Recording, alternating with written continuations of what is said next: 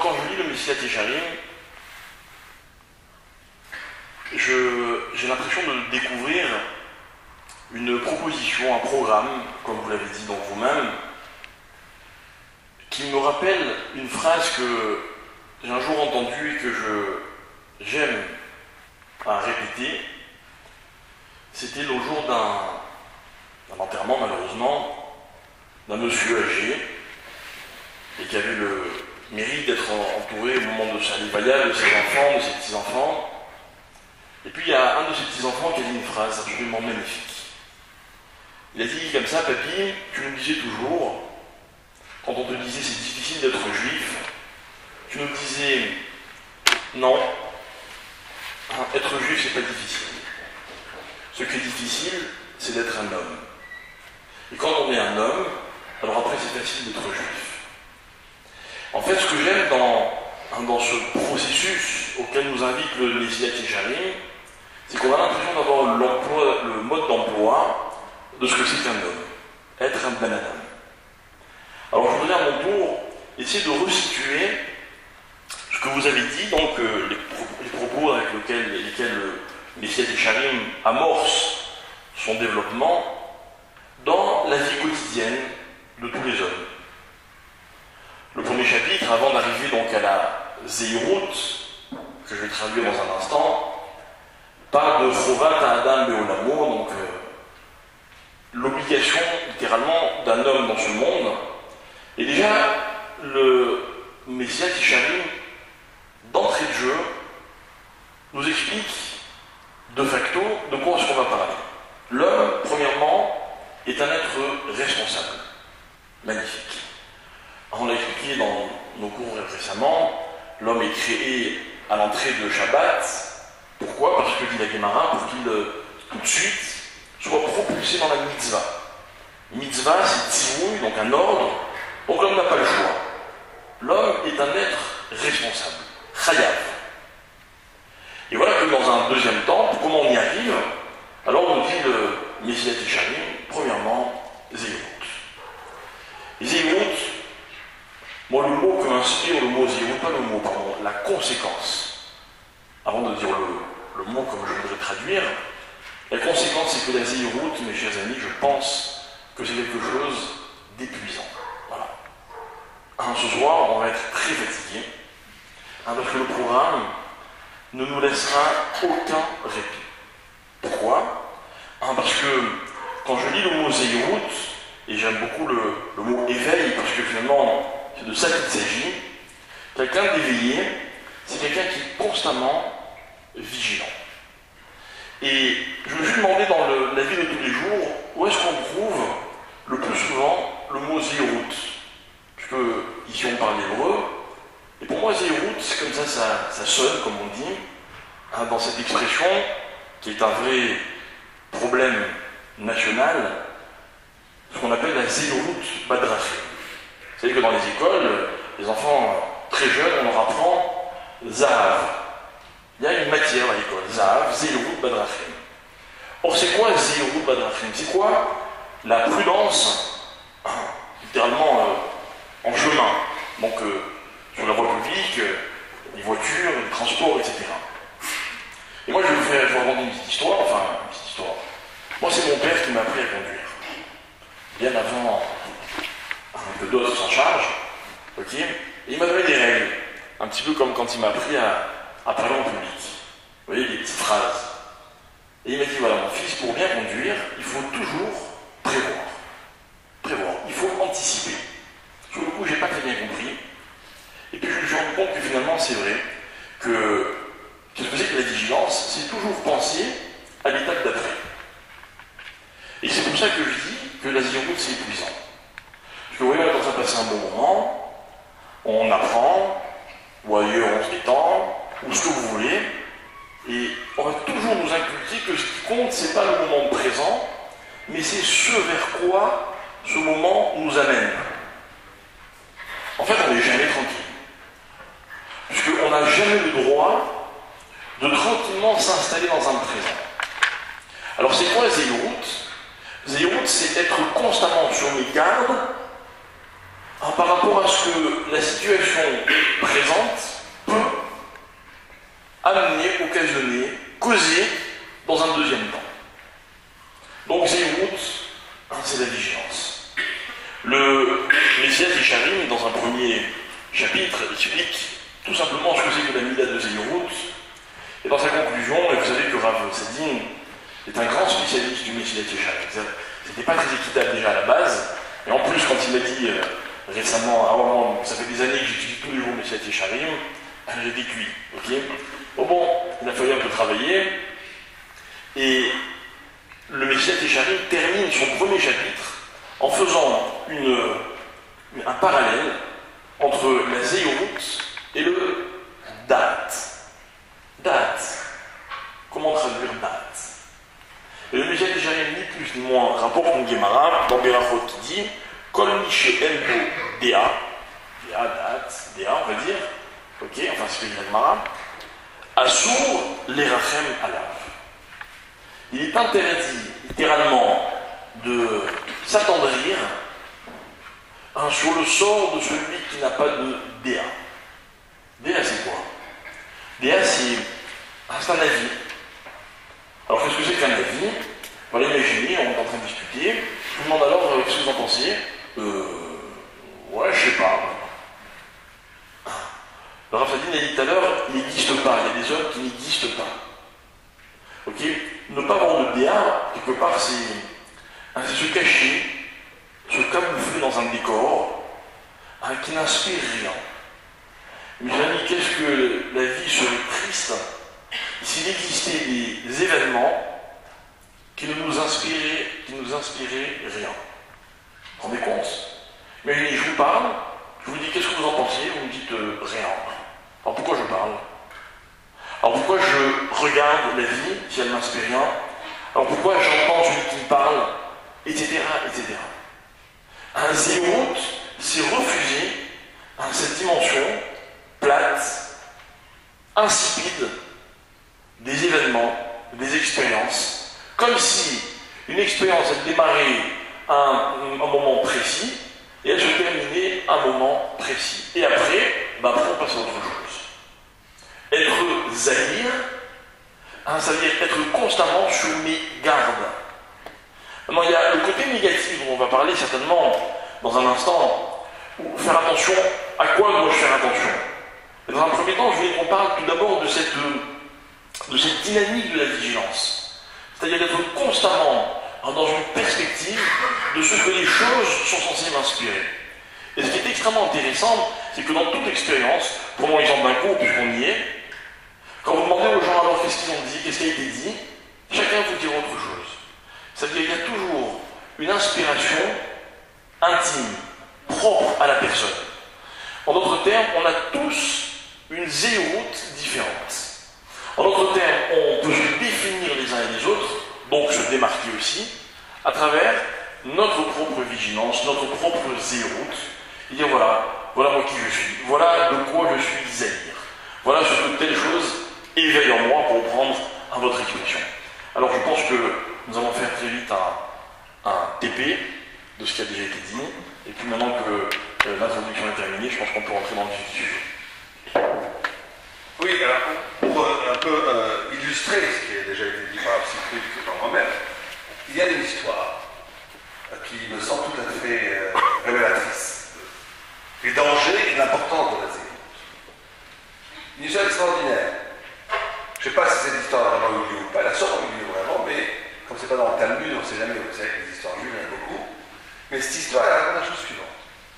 Une fois, il y avait un Talmud, un élève, très très brillant, très sadique, très bon, qui était tellement pur qu'il a demandé à son rab, il dit je veux voir Eliyahu Hanavi. Normalement, quand quelqu'un vient vous dire je veux voir Eliyahu Hanavi, qu'est-ce que vous lui dites? Allez prendre des cachets, allez voir ici, essayer un mieux dans un an, 2 mois. Bon. Mais là, le rab, il a vu quand même que c'était quelqu'un de sérieux qui étudiait depuis des années très bien, qui n'était pas un illuminé. Non, quelqu'un qui véritablement avait eu l'humilité de suivre le chemin de la connaissance et d'arriver à des très hauts niveaux de connaissance. Bon, allez le regarde dans les yeux, il dit oui, toi peut-être. Alors je vais te dire les secrets pour voir Eliyahu Hanavi.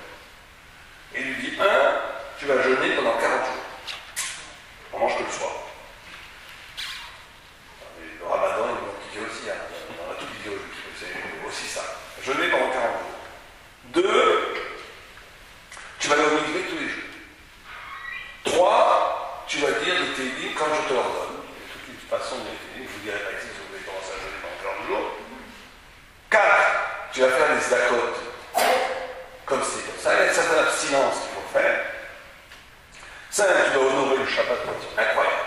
Le Shabbat, sur la table, il y aura les plus beaux macarons, les plus belles damakroutes pour les Tunisiens, les plus beaux choulen pour les Ashkenazes, mais sans limite de payer pour la meilleure table du Shabbat.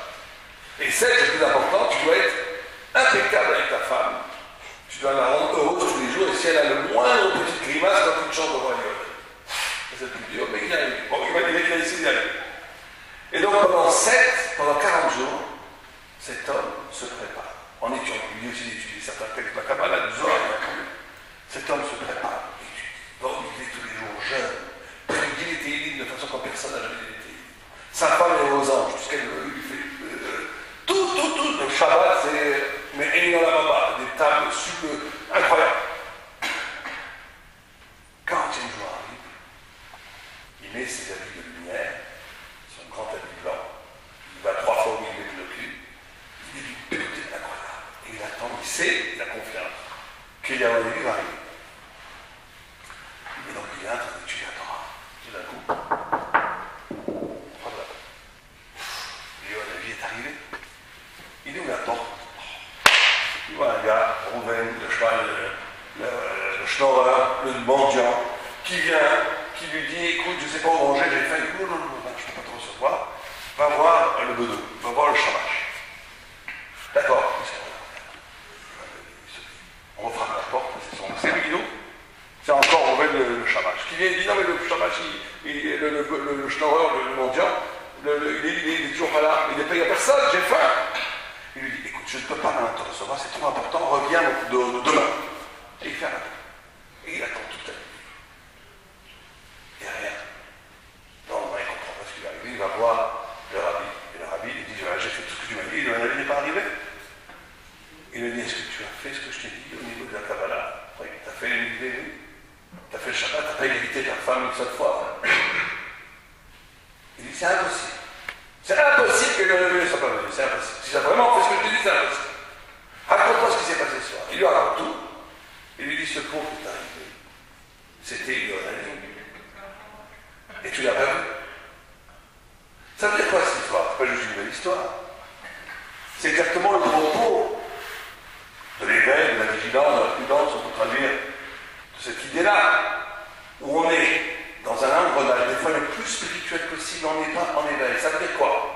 Ça veut dire que, à un moment donné, l'aveuglement, on peut être endormi par la spiritualité elle-même. La faute de ce grand tzaddik, qui est toujours un grand tzaddik, c'est pas simplement qu'il a, c'est d'avoir à un moment donné fait passer une mécanique spirituelle avant l'évidence spirituelle, qui est que tu dois toujours, et que tu es infiniment responsable, et tu dois toujours répondre à celui qui a faim. Et ça, tu ne peux jamais passer à côté. Et que quelqu'un qui est dans une position le plus spirituelle possible, c'est au contraire à ce moment-là qu'on va lui dire, on va le tester sur des toutes petites choses qui ont l'air de rien, mais qui sont l'essence de sa vie.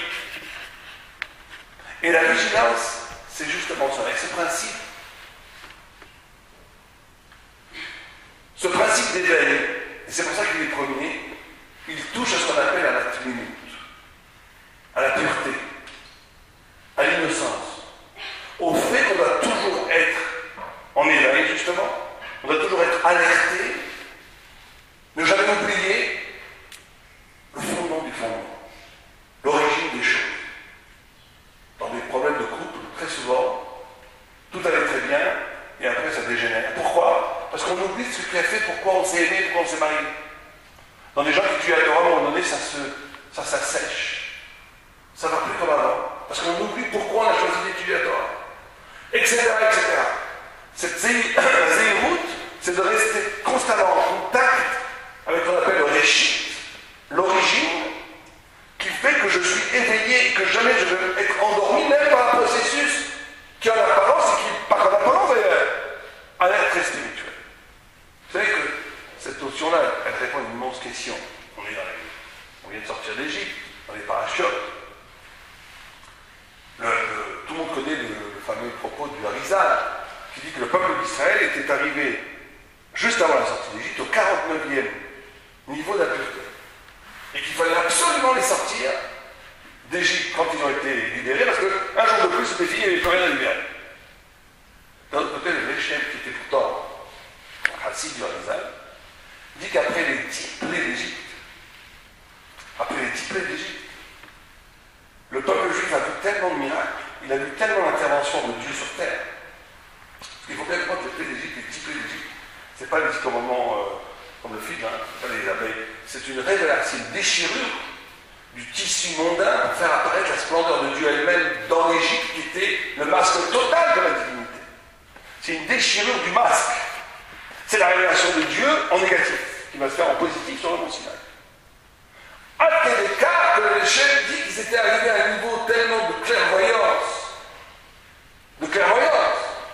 que Dieu était El Od Milvado, que si on ne les avait pas libérés, ils n'auraient plus de libre arbitre. Ils seraient arrivés trop haut.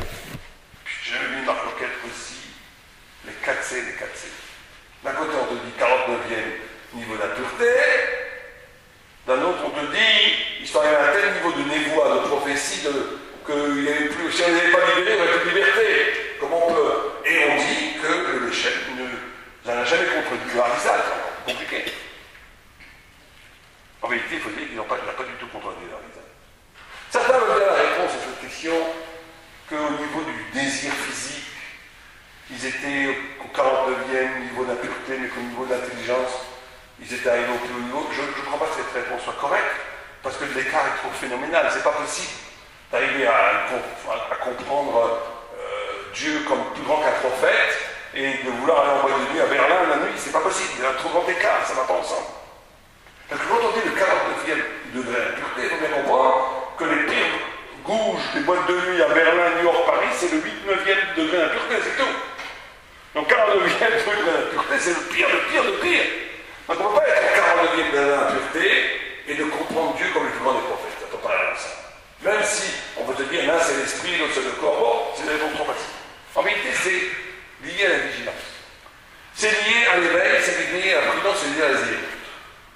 Quelqu'un peut être au plus haut niveau de Torah. Au plus haut niveau de Torah.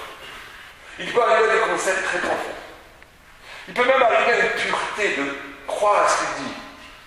Il peut arriver à un niveau de clairvoyance, de Gdusha, de sainteté, de feu de Torah, d'être proche de Dieu. Mais si la base de son engagement à la Torah, il n'y a pas eu au début un éveil, il n'y a pas eu de clairvoyance, c'est lié à quelque chose qui à l'origine n'a pas été traité. Et bien on peut être au plus haut niveau de Torah et dans les 42e port d'Apier. Je vais vous raconter une histoire, pas pour accuser cet homme, qui était sûrement un bon cœur. Je ne sais pas si vous connaissez cette histoire, il y a un arabe dont je ne nommerai pas. Un arabe de l'Est de la France, pour la Première Guerre mondiale. Vous savez qu'avant, les rabbins étaient plus patriotes que le Front National aujourd'hui, avant la Shoah. Les rabbins, et vous lisez les sermons, comme on dit, que les rabbins disaient le vendredi soir, c'était vive la France, nous sommes français. C'était tout le monde, il a enrichi, les Français, les Juifs français étaient un patriotisme français énorme. Au point qu'un rabbin, sur le front, en 14-18, a vu un soldat français, boum, touché par une balle, agonisant. Et il allait mourir, et par acte de charité, il a pris un crucifix pour le donner aux chrétiens pour qu'ils meurent en puissant faire sa prière. Et il s'est levé, le rabbin, il a reçu une balle en pleine tête, il est mort. Et tout le monde a pris ça comme une extraordinaire. Amitié judéo-chrétienne, et d'après la phrase, c'est absolument interdit de donner le crucifix là. C'est absolument interdit. Ben, cet homme-là, sans vouloir tout accabler, parce qu'on aurait été exactement comme lui dans les mêmes conditions socio-historiques de l'époque. C'est facile aujourd'hui, après la Shoah, après Vichy, après la collaboration, après tous les rabbiniques qu'on a eu, d'être au-dessus de ce patriotisme qui n'est pas un vrai patriotisme, qui n'est pas en accord avec le judaïsme. À l'époque, c'était très difficile de ne pas être patriote. Au point, il faut être patriote, nous on aime le patriotisme, on doit respecter le pays dans lequel on est. Mais à ce point-là, au point contredire la halakha, au point de voir dans la mère patrie, la France, quelque chose qui peut concurrencer ma fidélité à la Torah. Et voilà un homme, moi qui m'émeut personnellement, dont j'ai presque de la peine, Parce qu'il avait une certaine noblesse pour mourir sur le front et pour donner sa vie à la France et de vouloir aider son compatriote français dans ses dernières prières. C'était pas du tout un rachat, c'était un sadique. Mais voilà quelqu'un qui est au 49e peut-être niveau de pureté, d'être proche de Dieu, mais qui est enferré à l'origine par quelque chose de complètement tordu. Et la vigilance, elle permet d'échapper à ce piège. La prudence, l'éveil, la zéroute, c'est cette capacité de clarifier à l'origine, dans la pureté de l'origine, dans l'innocence de l'origine, comment j'engage tout mon travail torrent qui va venir après, dans des routes qui seront agréées par Dieu.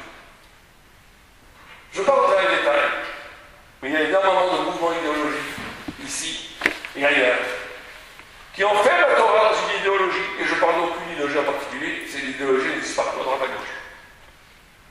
Et ça, c'est une façon d'emprisonner la Torah dans un carcan hors Torah qui est un manque de vigilance, un manque d'éveil originel qui empêche cette pureté originelle de se développer et de grandir. On peut grandir en Torah si on n'a pas fait ce travail au début de clarification, de pureté, de trinut, d'être en accord avec la volonté divine avant tout. El Od Bilvado, il n'y a que lui.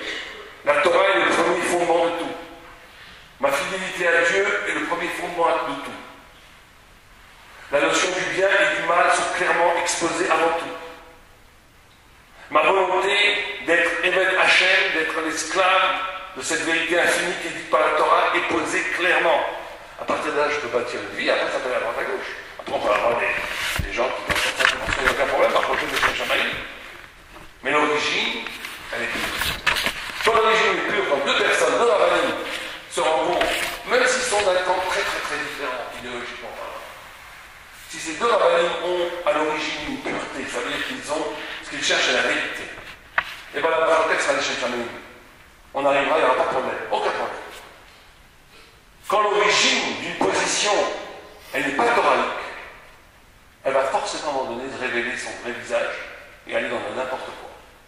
Et donc, la bête de la zéro, c'est la capacité de comprendre les fondements de la Torah. Les fondements de la loi de la Torah, comme cette personne qui a fait tout spirituellement pour voir les mots de la vie, mais elle a oublié l'innocence, elle a oublié la pureté, elle a oublié l'évidence, elle a oublié le début. Donner à manger à celui qui a faim, ça, c'est plus important que tout. C'est plus fondamental que toute spiritualité. La zéroute, elle permet de ne pas faire ce genre d'erreur. Elle permet, effectivement, d'être en connexion perpétuelle avec la lumière divine. C'est ça qui nous est demandé. Avant tout, quand on commence à travailler de zéroute. Alors après, je vais laisser d'abord la parole à Cyprien. On va essayer d'expliquer aussi comment acquérir cette vigilance, cette vigilance aussi un mot tout à fait intéressant, ou cet éveil, cette zéroute, comment est-ce qu'on va essayer de l'acquérir?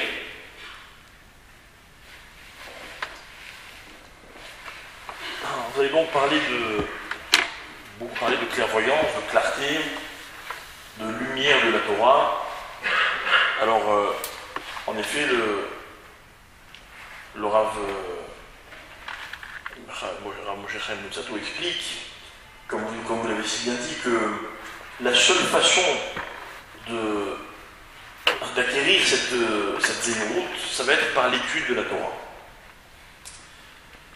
Mais quand vous parlez de clairvoyance, en fait, je pense que vous faites allusion à ce détail, entre guillemets, qu'il ramène lorsque le Rav va nous dire, va ramener cette Gemara dans Baba Metzia qui dit que à Olam Hazé, Domé Laïla, le monde dans lequel nous nous trouvons ressemble et comparé à la nuit.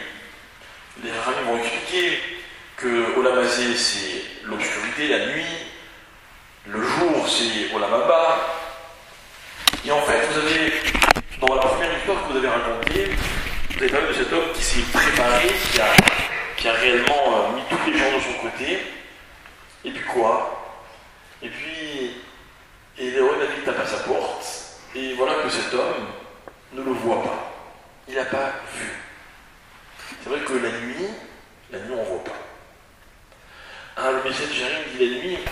deux effets possibles.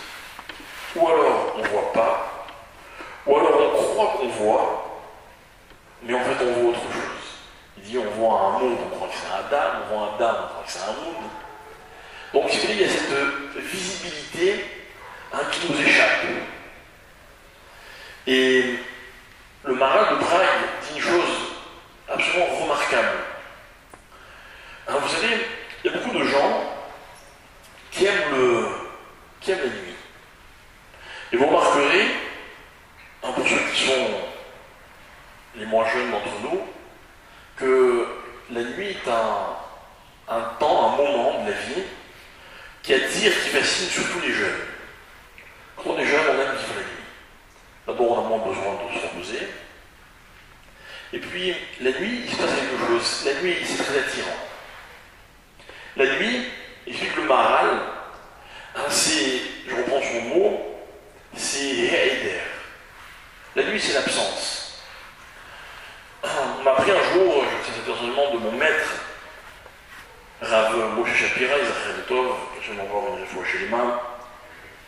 Il a l'habitude de dire que quand un homme est plongé dans l'obscurité, eh bien finalement, il est dans une situation dans laquelle il ne prend pas en compte des choses qui existent, qui sont dans son entourage, s'il le faut même très proche, pour la simple raison qu'il ne les voit pas. Combien de fois dans la vie, on nous apprend quelque chose, on nous donne une information, et on regrette presque de savoir. Parce que savoir, c'est être obligé de prendre en compte. Quel confort de ne pas savoir. Des fois, on me pose une question au niveau d'un halakha, je suis sûr que ça vous arrive aussi dans cette ligne, et puis la personne, elle ne veut pas qu'on aille trop loin, vous voyez. Elle vous demande une question, donnez-lui la réponse, mais moins vous l'en dites, mieux elle se porte. C'est vrai que quand on sait, on n'a plus le choix. On ne peut pas faire comme si on ne savait pas. Des fois, on croise le regard de quelqu'un et on rêverait qu'il n'ait pas vu qu'on l'a vu. Parce que quand on l'a vu, ma foi. Vous connaissez WhatsApp, Rassadine? Non. Non? Alors je vais vous expliquer ce que c'est WhatsApp. WhatsApp, c'est un mode de communication à travers des messages écrits ou vocaux, ou ce que vous voulez. Okay, et il y a une fonction absolument fabuleuse dans WhatsApp. Vous savez ce que c'est? Alors quand vous envoyez un SMS à quelqu'un, vous ne pouvez pas savoir s'il l'a lu ou s'il l'a pas lu. N'est-ce pas? Quand vous envoyez un WhatsApp, vous savez si l'autre l'a vu ou il n'a pas vu le message. C'est pas beau ça? Et des fois vous vous appuyez sur votre WhatsApp pour lire un message, et maintenant il sait que je sais. D'accord? On ne peut pas faire marche arrière. Alors voilà ce que j'ai dans la vie de savoir. La nuit, elle offre un confort incroyable. Alors je ne vois pas les choses. Quelqu'un qui préfère vivre la nuit, c'est quelqu'un qui préfère être plongé dans un état dans lequel il ne se sent pas contraint de prendre en compte. D'ailleurs, concrètement, techniquement, physiquement, ne pas aller se coucher le soir, c'est quoi? C'est faire comme si le matin on n'était pas obligé de se lever. Et puis tous les matins on se lève, on est fatigué, et on dit ah là je suis bête alors. J'aurais dû prévoir, j'aurais dû me coucher tôt. Voilà ce que c'est que vivre la nuit. Le monde de la nuit, c'est le monde du heider, de l'absence. L'absence qui n'est en fait qu'un leurre, qu'une illusion, parce que les choses existent.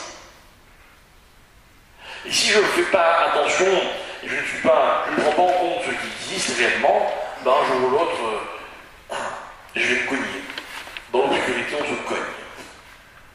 On bute sur des choses qu'on a dû oublier qu'elles se trouvaient à tel endroit. La zéroute, c'est ça, c'est prendre en compte les choses. Alors ça demande beaucoup de, comme vous avez dit, de clairvoyance. Pourquoi est-ce que le Rav nous explique que le seul moyen d'atteindre cette dimension de la zéroute, c'est l'étude de la Torah.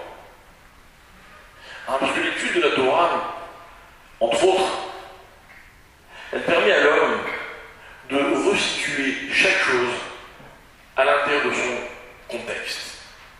Moi, ce qui me fascine Dans la Torah, il y a énormément de choses qui me fascinent, mais l'un des aspects dans la Torah qui me fascine, c'est la différence qu'il y a entre ce qui est autorisé, moutard, des fois même bien, mitzvah, et entre ça et les choses qui sont assurées, mal, ou alors pas conseillées. La différence, ce n'est qu'une question de contexte. Vous prenez le même acte. Hors contexte, c'est la pire des avérotes. Dans son contexte, ça va être la plus grande des mitzvot. Les exemples sont infinis. Comme l'histoire de cette femme, la sœur de Rafrida, si je ne m'abuse, qui va voir son frère en lui disant mais cette Torah elle est trop difficile. Il lui dit mais quel est ton problème? Elle lui dit je ne peux pas goûter à ça, je ne peux pas goûter à ça. Elle lui donne un certain nombre de choses. Et le Rav lui trouve pour chaque frustration une solution. C'était Yalta. Yalta, n'est-ce pas? Un sort de Rav Nachman. Et la femme. Et il lui explique à chaque fois dans quel contexte la chose, ma foi, elle devient soit autorisée, soit mieux une mitzvah. C'est quoi ça? C'est que dans la vie, on ne peut pas se permettre de ne regarder que le détail, de l'extrapoler, de le sortir de son concept, de son contexte. La clairvoyance, c'est le tout voir. La clairvoyance, c'est que quand vous allez demander un conseil à un rave, et bien le rave, avec sa Torah, alors que bien souvent il est complètement étranger à ce dont vous venez de parler, il va resituer la question que vous lui posez à l'intérieur de son contexte. Et il va vous dire où est-ce que vous vous trouvez par rapport à la chose. Vous voyez? C'est un regard dans sa globalité. Les Rachamim nous explique que Adam Arishon, lorsqu'il a été créé, il était mébite, mis sauf à Olam vers ce fond. Il avait une vision incroyable. Il voyait le monde d'un bout à l'autre, si je traduis vulgairement. Alors il explique les Rachamim, c'est-à-dire que l'homme, il voyait le monde dans son intégralité. Combien de fois dans la vie on commet des erreurs juste parce qu'on n'a pas pris tous les éléments en compte. Juste parce que, pour reprendre ce qu'on disait tout à l'heure, on s'est arrêté à un présent. Juste parce qu'on a, volontairement ou pas, fait abstraction de certains éléments qui resituaient toute la question et donc auraient fondamentalement changé la réponse. Et on s'en veut et on regrette. C'est pas qu'on est bête. C'est pas seulement qu'on est impatient. C'est qu'on n'a pas un regard global sur les choses. On n'est pas vigilant. On n'est pas en éveil. On n'est pas zahir. Cette notion de la nuit, explique les Rachamim, c'est que le roi crée la nuit d'abord et le jour après. Pourquoi? Veillez Erev, veillez Boker. Pourquoi veillez Erev, veillez Boker? Parce que la nuit, l'homme trouve ses marques, puis dans une ambiance dans laquelle il a l'impression d'avoir fait les bons choix, d'avoir tout compris. Puis au fur et à mesure, le jour se lève. Et puis l'homme se rend compte que finalement, il y avait tant de choses autour de lui, qu'il avait peut-être involontairement, qu'il n'avait pas pris en compte.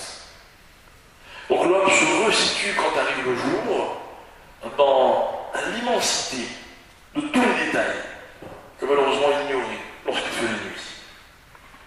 Alors justement, cette expérience de la vie, de cette journée, qui constamment se répète, nuit, puis jour, puis encore une fois nuit, encore une fois jour, et ainsi de suite, eh bien c'est ça qu'elle est censée nous inspirer. C'est que finalement, dans la vie, on a toujours tendance à vite prendre une décision, à vite focaliser sur ce qui nous intéresse, à se dire, ma foi, je ne pourrai jamais résister, je ne peux pas attendre, j'en ai besoin, je le veux, c'est important.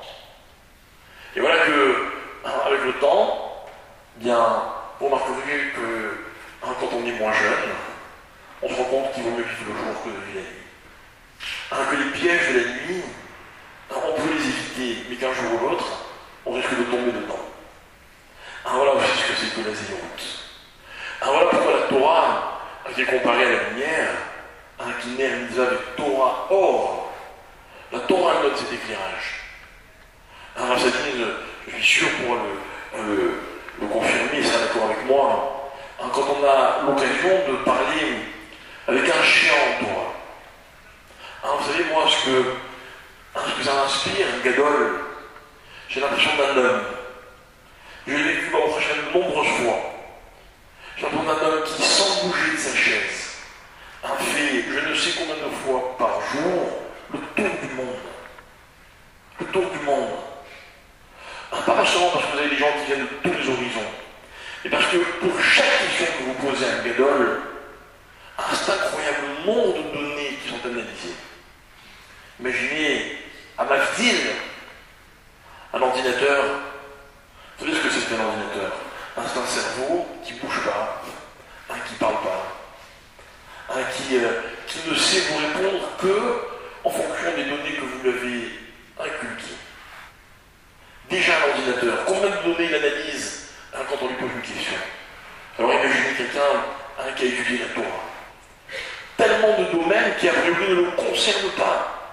Comme ces rabbinim ou ces yeshivot dans lesquels on étudie les halachot qui concernent Kochim et Tarot, les sacrifices, la pureté, l'impureté. Mais aucun rapport avec la vie de tous les jours. On n'y est pas. Mais à travers tout ce qu'ils apprennent, pour résoudre une question dans n'importe quel domaine, ils auront toujours la solution, je ne sais pas quelle est la réponse. La solution, la bonne attitude à adopter, le bon réflexe. Comme je le disais, comment se situer par rapport aux choses. Quand des fois dans la vie on a des problèmes relationnels. Alors un mari ou une femme vient me voir, voilà, elle me dit ceci, me fait cela, ne me dit pas ceci, ne fait pas cela. Je voulais qu'on leur dise. Ils se connaissent mieux que ce qu'on peut les connaître. Alors qu'est-ce qu'on fait? On va essayer d'aider quelqu'un à se resituer par rapport à un contexte. Et c'est incroyable, parce qu'on va le resituer par rapport à son contexte. Et voilà ce que la Torah m'enseigne. À prendre en compte tous les éléments. À ne jamais rien négliger.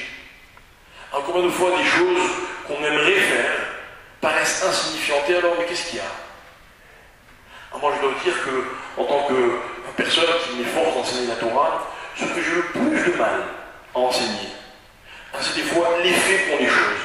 Et alors si je fais ça? Pourquoi la Torah l'interdit? Et alors si je n'attends pas? Est-ce si grave? Oui mes chers amis, je ne vais pas vous l'expliquer, mais c'est grave.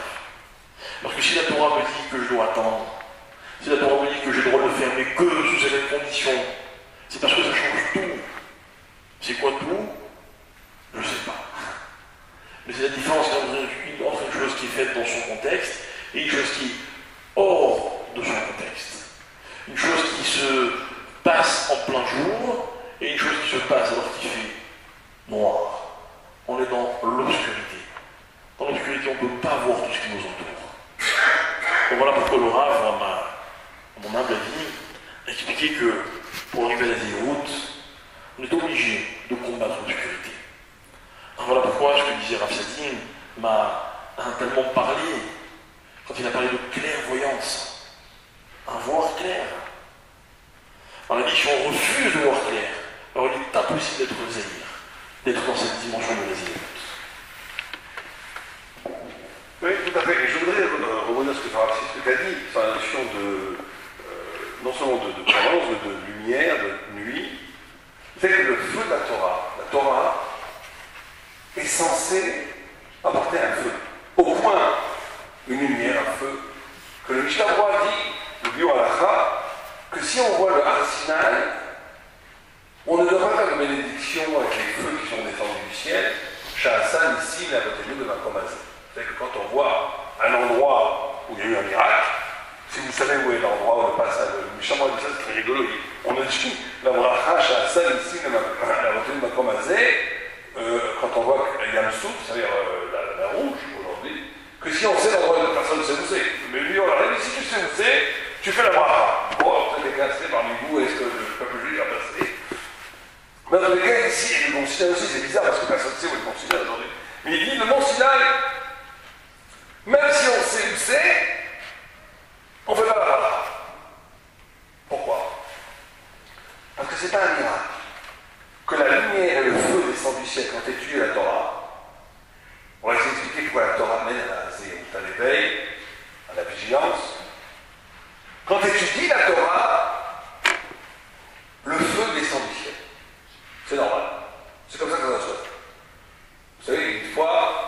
Elisha ben Abouya est un très grand rave qui est tombé plus tard.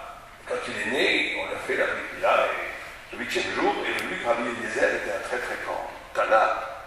Et comme la Mila se retardait, on attendait d'autres rabbinim, d'autres personnages importants, ils sont mis à étudier. Rabbi Eliezer s'est mis à étudier la Torah. Et dès qu'il a commencé à étudier la Torah, il est descendu du ciel du feu.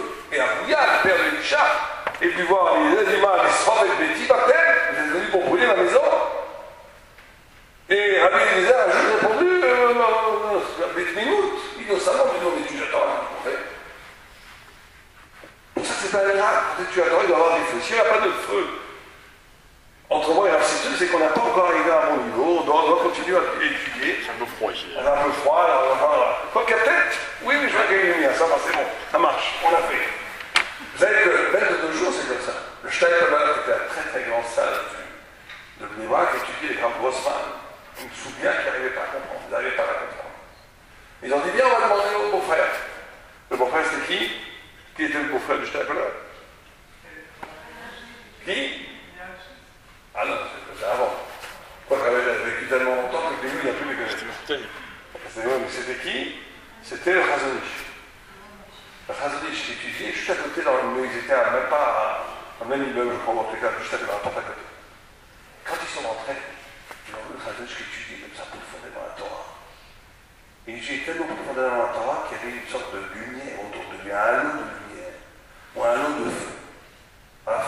Frein, qui est un ami, a demandé à Rav Shteman s'il avait écouté cette histoire de Shteman. Il lui a raconté cette histoire de sa propre bouche.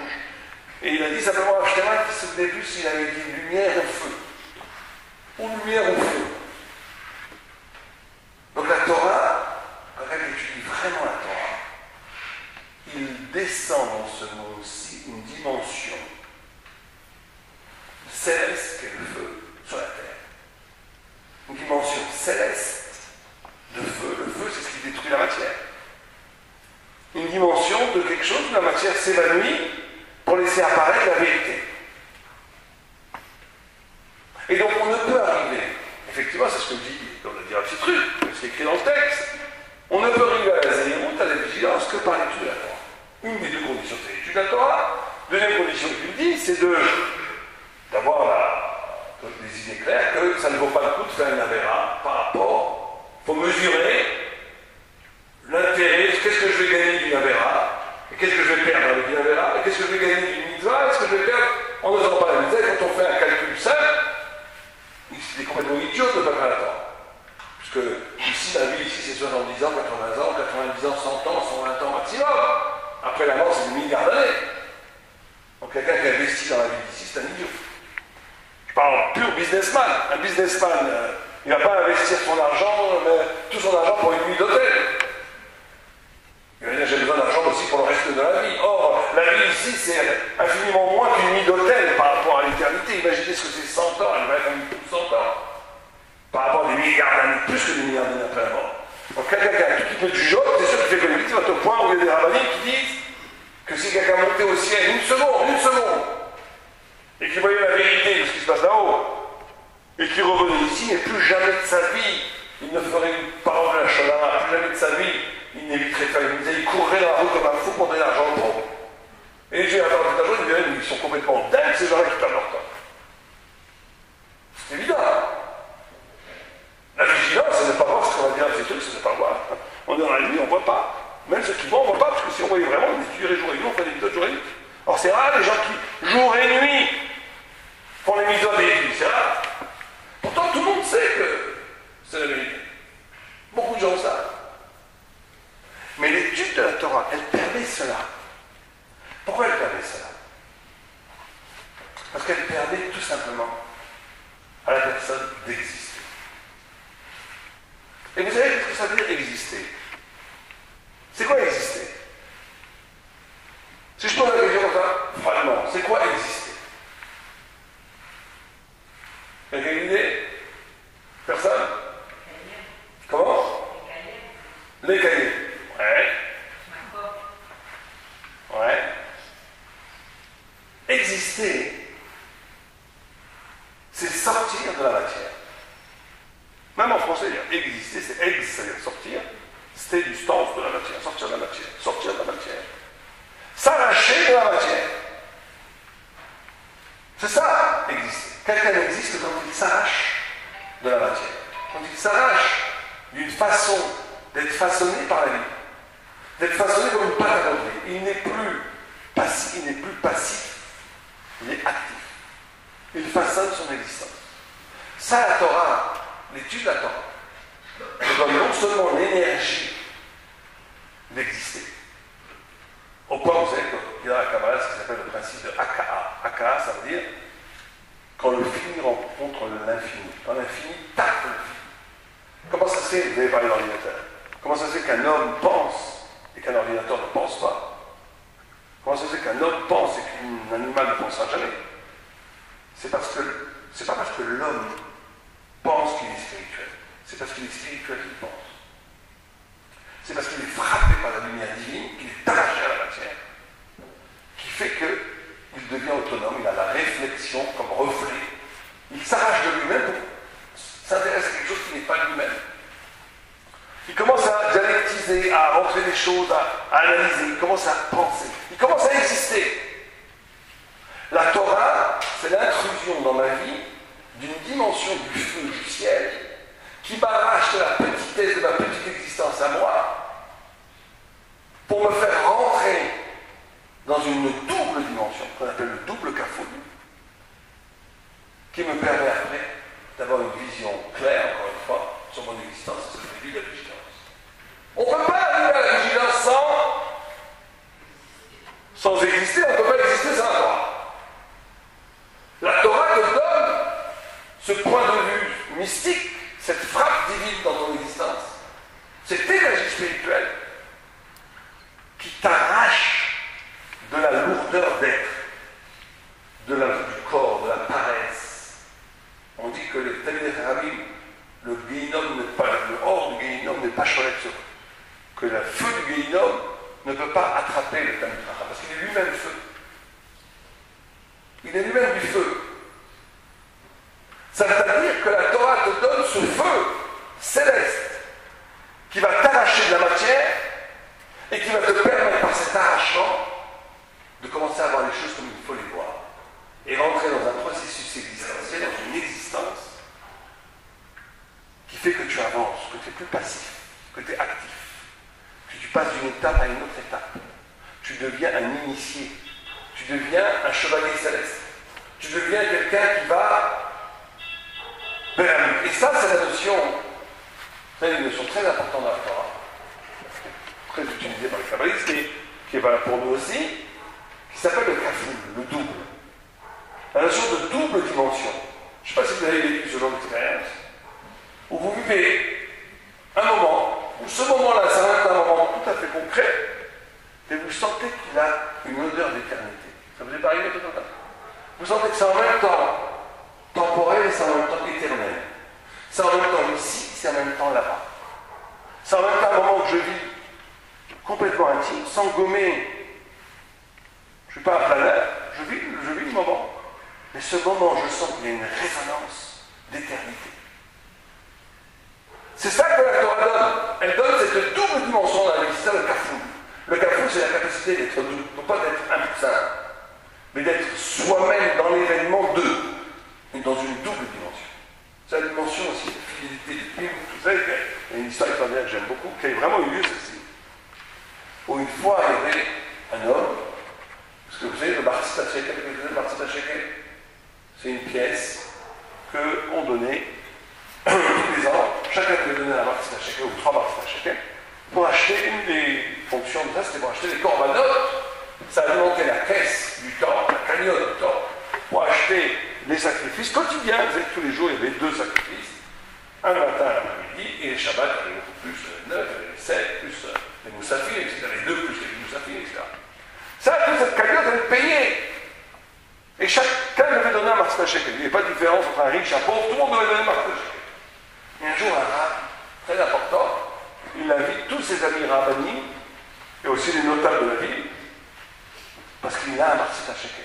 Il a acheté chez un goy, chez un archéologue, chez un antiquaire, il a acheté un Bartzita Shekel. Et il va leur présenter le Martzit HaShekel. Maintenant, vous savez, vous allez au musée d'Israël, vous allez le Martzit HaShekel. Il est écrit leur Martzit HaShekel dessus. Ils avaient frappé une pièce à la valeur de Martzit HaShekel, il est écrit Martzit HaShekel. Non, vous me coupez au milieu de Martzit HaShekel. Au milieu du shekel coupé en deux, vous me coupez. Ah, vous êtes très fort.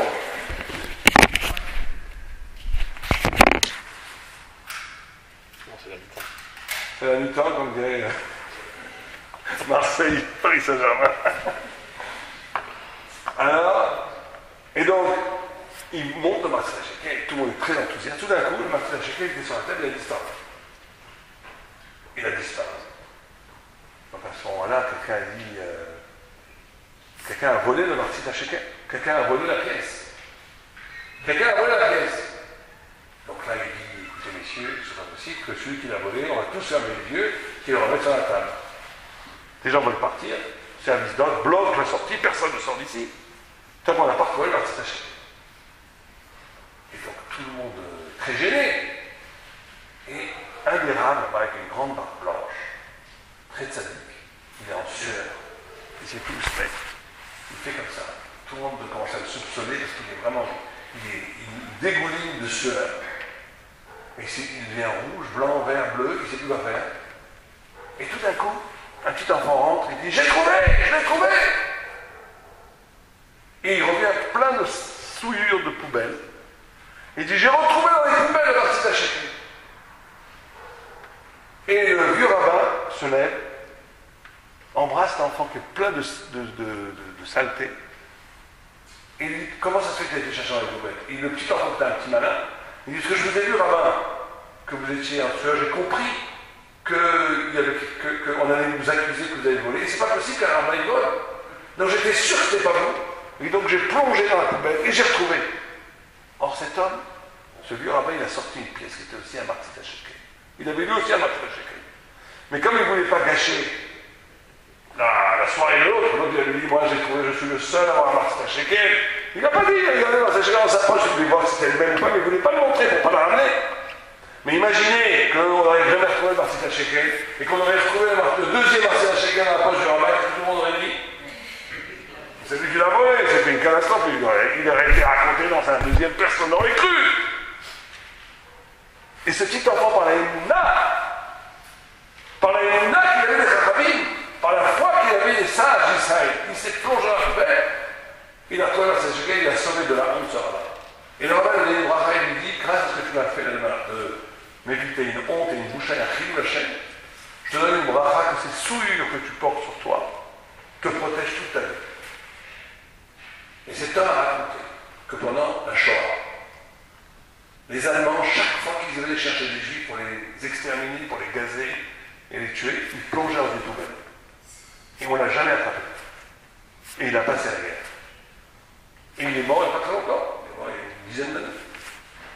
Et il a raconté cette histoire partout, pour faire un film de Chachem, et pour dire ce qu'il était arrivé. Ça, c'est la notion de vivre un événement. C'est aussi notre facette de l'éveil, de vivre l'événement doublement. Tu n'es jamais capturé par l'évidence de ce que tu vois. Tu donnes toujours une signification spirituelle à ce que tu vois. Tu restes fidèle spirituellement malgré. C'est très dur. Il y a des gens, toute sa vie leur vie, ils ont décidé de venir en Israël. Ils vivaient parmi les Goïms.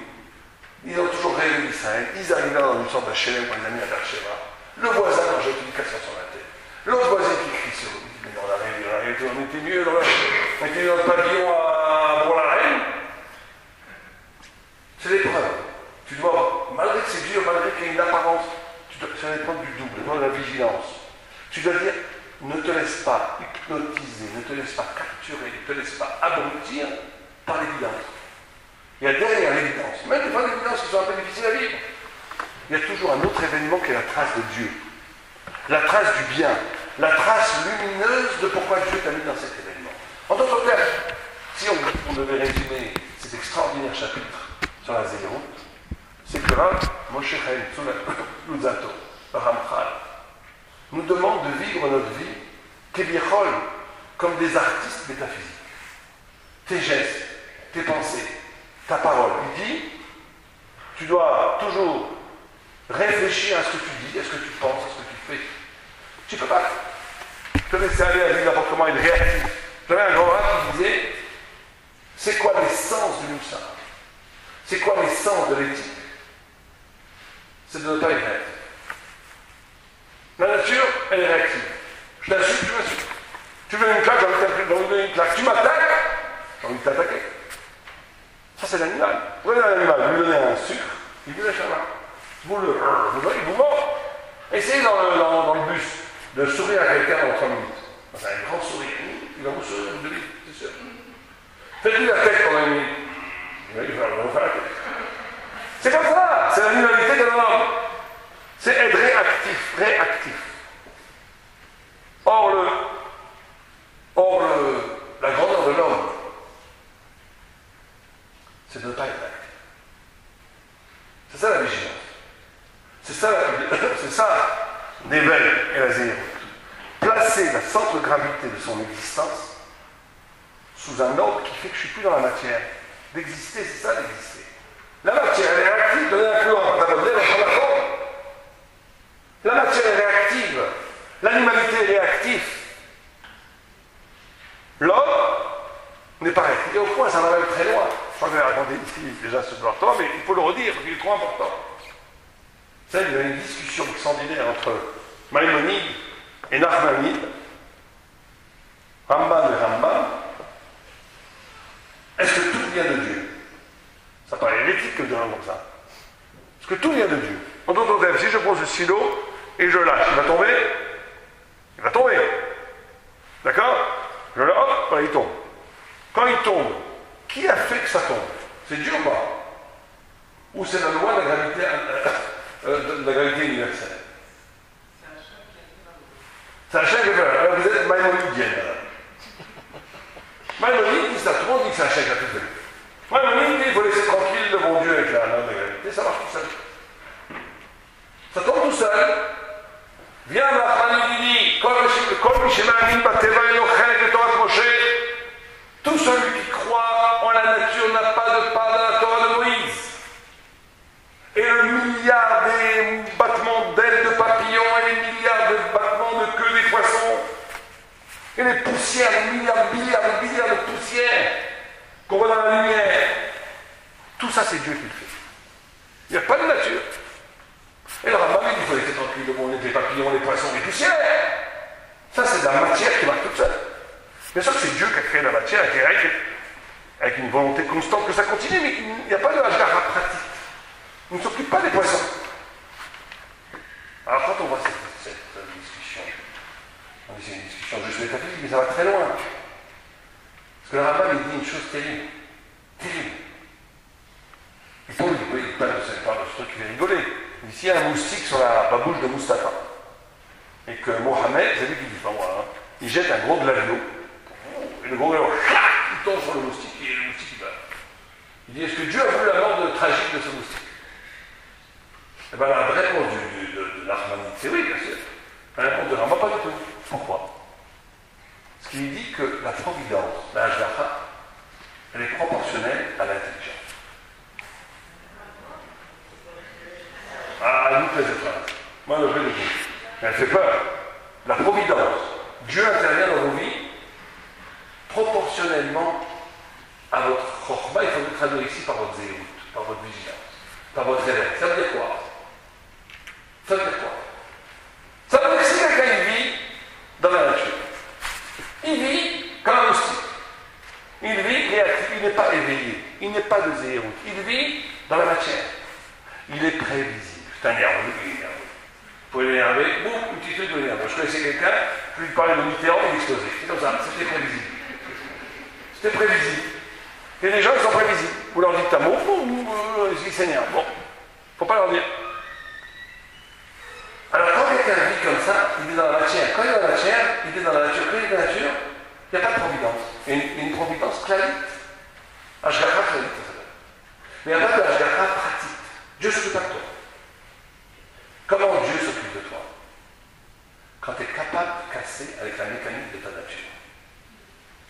Par exemple, Tu es tranquille chez toi, tu n'as pas envie d'être embêté, tu as passé une journée terrible, tu as envie de t'en prendre un petit bain, et tu as dit prendre un thé, tu as envie d'être tranquille. Et au meilleur moment là où tu as envie d'être tranquille, on frappe à la porte. Et Madame Lévy, à côté, elle vient, elle veut parler des problèmes de son câlin avec sa fille. Elle n'a rien t'apporter. Elle n'est pas riche, elle n'est pas intelligente, elle n'est pas sympathique. Elle n'est que catastrophe. Mais c'est une juive, c'est un être humain. Alors il y a une voix en toi qui te dit, va d'aller trop Satanas. Fermez la porte, on lui dit, écoutez, revenez demain, lâche-toi pas. Et une autre voix en toi qui est la voix du bien, qui dit, mais c'est une personne humaine, c'est une juive. Elle a besoin de mon attention. C'est vrai que je ne vais rien gagner. Rien du tout, je vais avoir des ennuis. Mais il faut le faire parce que c'est bien. Et on fait rentrer cette personne, on lui offre une tasse de thé, on lui donne une heure, elle vous parle, elle repart avec un sourire. Waouh, celui qui a fait ça, il est sorti de la nature, il existe. Il a cassé, il est vigilant. Il est dans l'éveil total. Il a été capable de nouer avec la lumière divine. Celui-là, oh, le sort, les anges chantent une farandole autour de lui, même s'il n'en a pas. Celui-là, il peut demander un miracle, il aura un miracle. Il peut demander un miracle, il aura un miracle. Parce qu'il n'est pas soumis aux logiques de la nature. Parce qu'il a cassé avec les logiques de la matière. Parce qu'il s'est déterminé comme un sujet divin devant Dieu. Il est éveillé, il est vigilant, il est dans la zéro. Et il a la bracha. Il a la bénédiction. L'étude de la Torah permet ça. L'étude de la Torah, par le feu de la Torah, permet de changer des comportements qui sont prévisibles, des psychologies qui sont rigides, des façons d'être qui sont inscrites des fois très profondément dans la personne par le poids de l'éducation, par le poids du métabolisme aussi. Il faut dire les générations, quand on a 4 générations qui ont mangé du macroute et qui sont criées l'un sur l'autre, c'est dur. C'est dur de casser avec des habitudes de famille. Très, très, très, très dur. La Torah, elle permet ça. La Torah, elle permet de casser, de te redéfinir comme un être vierge qui renaît du feu de la Torah. Et c'est pour ça qu'elle te permet d'atteindre des niveaux de vigilance, d'arrachement de l'être, qu'aucune autre psychologie, psychanalyse, tout ce que vous voulez faire, psychanalyse, psychiatrie, tout ce que vous voulez faire, analyse, lacanienne, jungienne, freudienne, tout ce que vous voulez, ça ne changera jamais fondamentalement la personne, jamais. Ça sera des paroles. La Torah, elle permet un remodelage à l'essentiel de la personne, qui lui permet de s'éveiller comme un sujet indépendant face à l'absolu, qui lui permet de re-exister. Et donc d'arracher à la matière. C'est ça l'essence. Là, on arrive à l'essence de ce que c'est la vigilance ou la zéroute. C'est cet arrachement de la matière. Cet éveil qui provient de l'arrachement même de la matière. C'est cette non-réaction. C'est cette possibilité d'avoir une vie qui n'est plus articulée par l'héritage biologique ou culturel qui m'habite, mais par la parole divine qui est au cœur de mon être. Quand j'arrive à ça, je suis un homme libre. Je suis un homme qui est en lien avec la Torah, la vraie Torah. Et j'ai échappé. Il y a des personnes qui gâchent leur vie à s'énerver. J'ai jamais vu ça, mais c'est terrible. Ils sont pris par le casse. D'autres qui sont pris par la frustration. D'autres qui sont pris par la peur. Ils sont dans la matière. La Torah, par sa référence divine, par le feu qu'elle amène, elle permet à la personne de s'affranchir de toutes ces animations. Elle lui donne vraiment cette possibilité. Elle lui donne cette possibilité de feu, de devenir un sujet face à Dieu. C'est pour ça que Rav à la Shalom, il disait toujours, moi j'allais l'écouter samedi soir, il donnait un vorta. Il disait toujours, il est très important. Chacun d'entre nous. Et si j'ai un conseil à vous donner, on n'est pas ici pour donner des conseils, mais si j'ai un conseil à vous donner, c'est le conseil que je vous donne pour arriver à la vigilance. C'est de prendre tous les jours que Dieu fait 5 minutes. 5 minutes. 10 minutes, 5 minutes, un quart d'heure, 50 minutes. Mais au moins 5 minutes. Où je suis seul et où je m'échappe de l'obligation d'être inscrit dans une activité qui est liée à la famille, au social, au travail, à tout ce que vous voulez. Même à sa famille. 5 minutes de hitbo des doutes. 5 minutes d'être seul face à la Kadosh. 5 minutes où je ne suis pas tout le temps en train de devoir accomplir quelque chose que je dois faire par rapport à mes devoirs et mes obligations. 5 minutes où je ne dis même pas d'équilibre, où je suis dans une sorte d'arrêt du mécanisme qui essaie de me modeler pour être face à Kadosh Baruch Hu, face à Dieu, et juste me poser la question, est-ce que j'existe vraiment? Est-ce que j'existe vraiment? Est-ce que j'ai touché à ce point de lumière en moi qui est libre par rapport au réactif, qui est libre? Est-ce que je ne suis que le produit de ce que la vie a fait de moi, ou est-ce que j'existe vraiment? Avoir le courage de se poser cette question. 5 minutes par jour. Prendre la libre des deux. Et cette respiration de 5 minutes quotidiennes est le point de départ d'un minute Torah. Ça va nous permettre de nous arracher du dos, de l'endoctrinement existentiel, conceptuel, idéologique, tout ce que vous voulez, tous les geeks, Internet, télé, pour chacun son niveau, environnement, khera, tout ce qui empêche d'être. Et quand je touche un tout petit peu à ce point-là, je peux commencer à étudier, à comprendre des choses, et à me dédoubler dans mon rapport à l'existence, et à commencer la vie, à commencer vraiment à exister. Je vais vous dire que comme il fait déjà tard, on vient de commencer, mais c'est déjà assez tard. Peut-être je vous donne, comme j'ai commencé, je vous donne le mot de la fin.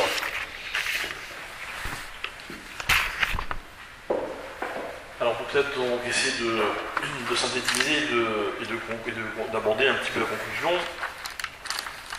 Pour reprendre l'idée que vous avez développée, donc de cet affranchissement de la part de l'homme, de toutes les barrières, les limites que le monde nous impose, finalement, comment y parvenir? Alors c'est vrai que, comme vous le disiez, il faut savoir s'extraire de la dimension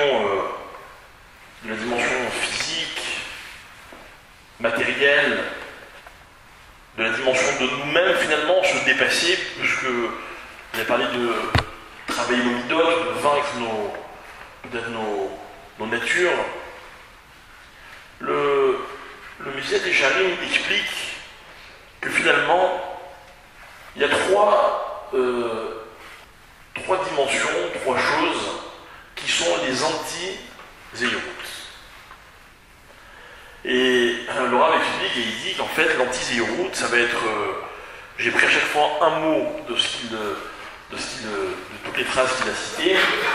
Il dit il y aura d'abord ce qu'on appelle la tirda, donc la préoccupation, l'occupation. Il y aura le srok, le rire, et puis il y aura la chevra, donc l'environnement social, qui serait évidemment un environnement négatif. J'ai cru comprendre dans ces trois notions, en fait,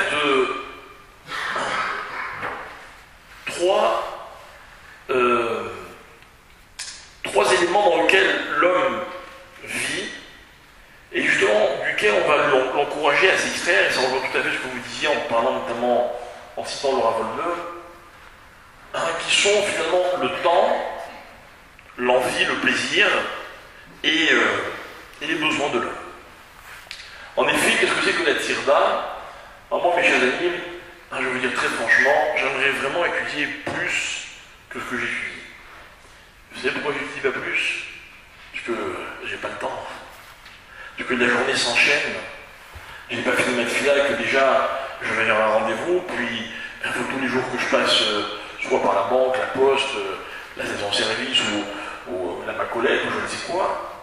Et puis une chose alors, dans ma journée, comme ça, prendre de la vitesse au fur et à mesure, puis arriver à la fin de la journée, je me dis, ah zut, aujourd'hui j'ai pas encore réussi à faire ce que j'avais prévu de faire, et puis ça va être mes papiers qui s'entassent, mon limon qui prend du retard, et toutes ces choses qu'on peut un petit peu décaler, puis finalement, qui s'amoncellent, qui s'accumulent, tout simplement parce qu'on est pris dans la dimension du temps. Or le temps, c'est cette nature dont vous parliez.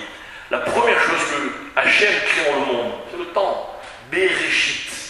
Une notion justement d'enchaînement. Il y a un début, il y a une chronologie dans le fonctionnement de l'homme. Et cette chronologie elle est terrible parce que je suis constamment en train de me demander qu'est-ce qui doit passer avant quoi. Alors, regardez comment des fois on n'a pas le temps de s'occuper de choses qui sont essentielles et on prend violemment conscience qu'on aurait dû faire plus attention à sa santé, faire plus attention à nos enfants, faire plus attention à nos conjoints, à nous-mêmes, à Dieu, à la Torah, à toutes ces choses qu'on a mis de côté. Parce que la nature fait qu'on n'a pas le temps. Le plus grand ennemi de l'homme, c'est le temps. Si Hachem venait me voir en me demandant quelle est la chose qui me ferait le plus plaisir, je lui demanderais de me rajouter du temps. Mieux que de l'argent, mieux que tout le reste. Et je ne renoncerai à rien de ce que j'ai déjà. Je dis, si on me proposait en plus, c'est du temps que je prendrais. Parce que finalement, quand on a le temps, on peut tout faire, et quand on n'a pas le temps, on ne peut rien faire. Parce que si Hachem a créé le temps premier, c'est parce que c'est le premier support de tout ce qui va suivre. Et que finalement, exister, pour prendre un petit peu notre définition de celle que Rav Sadin a donnée, que j'ai toujours entendu de mon père, il disait, un homme est un homme, quand dans la journée, il a un peu de temps pour lui. On n'est pas un homme sur un peu de temps pour lui. Je ne peux pas continuellement dire j'ai pas eu le temps, c'est pas vrai. Ça veut dire que j'existe pas. Et que finalement, être zahir, c'est de ne pas se laisser emporter par le temps. Deuxième dimension, c'est du srok. Alors c'est vrai que le srok, ça veut dire dénigrer, rire de tout. Mais j'ai envie de donner une autre dimension à cette expression.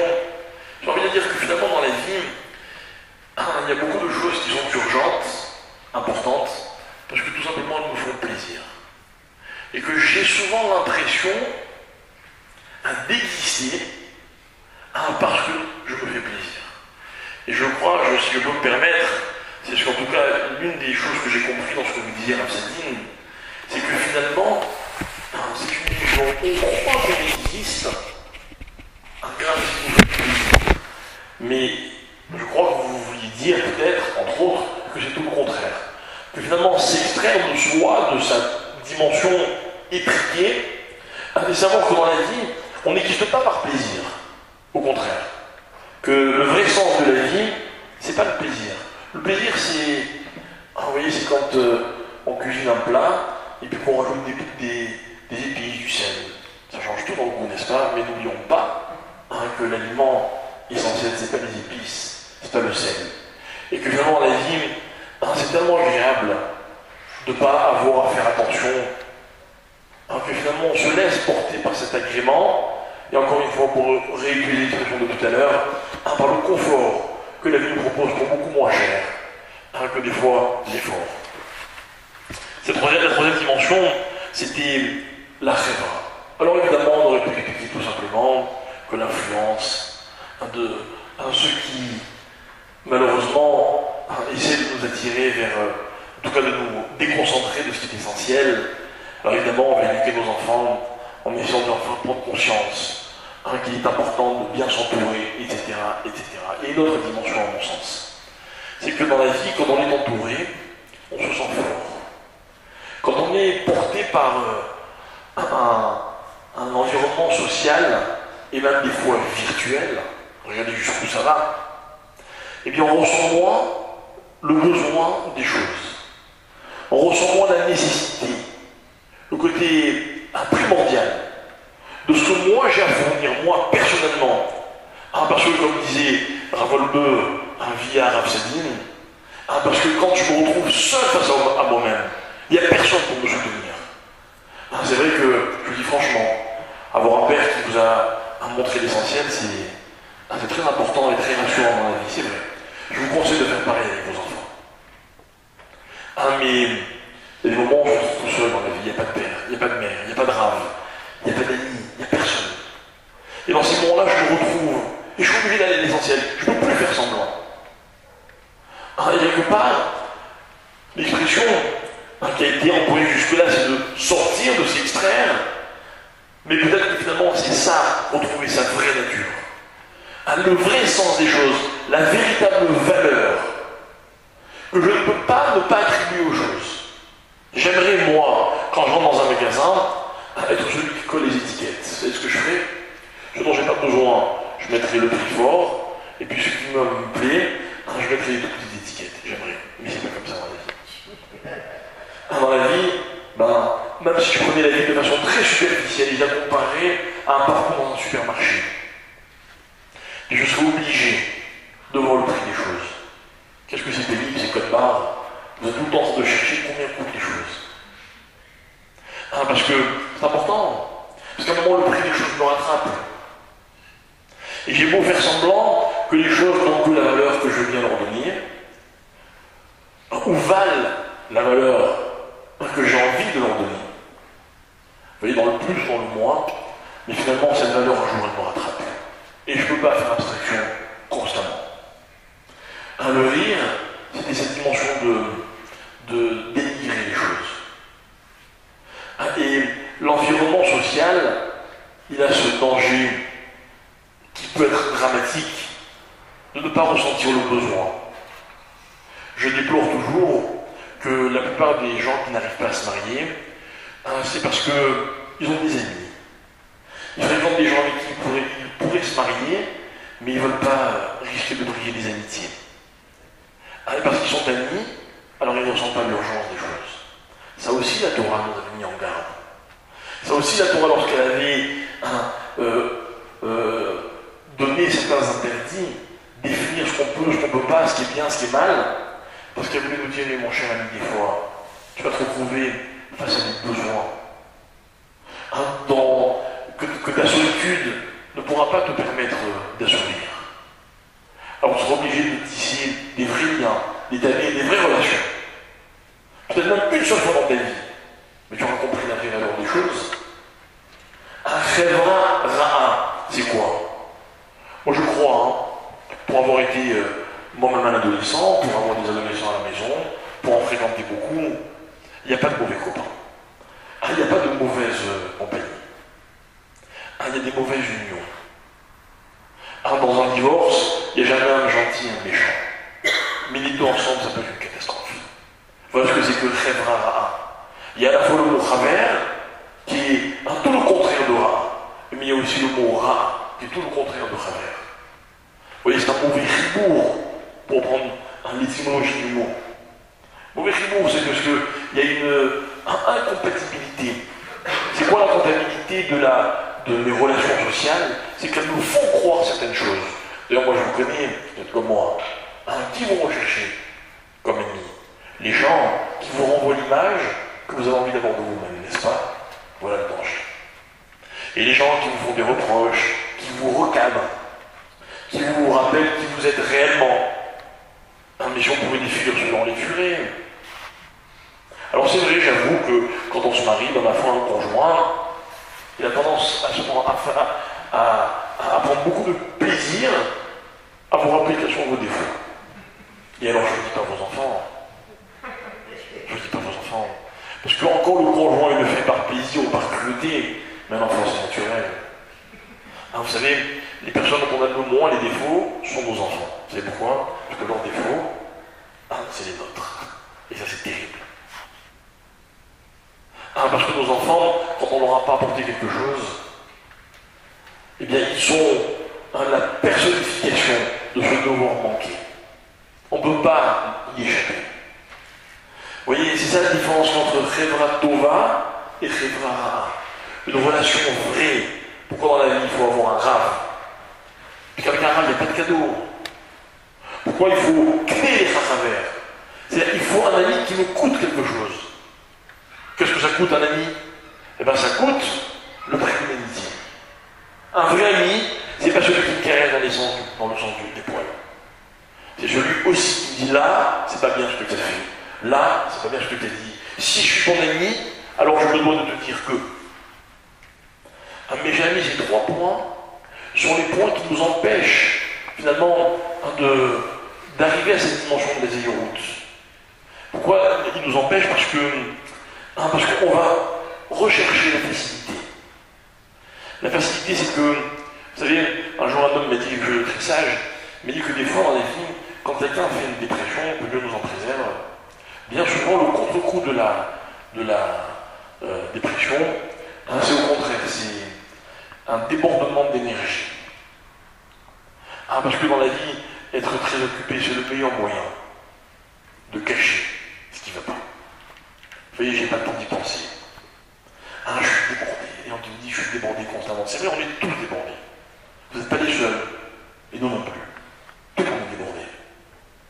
Mais attention, que cette frénésie dans l'activité, elle ne soit pas là pour cacher ce qu'on aime remettre sous le tapis, soi-disant parce qu'on n'a pas le temps. Rigoler, qui n'aime pas rigoler? Combien la Gemara raconte de Rachamim qui démarraient leurs enseignements avec des blagues? C'est qu'une fois, moi j'ai entendu, attention, quand tu fais les Dvar Torah, il faut faire comme ton père, il faut toujours raconter des blagues. Je dis franchement, des fois j'arrive, des fois j'arrive pas.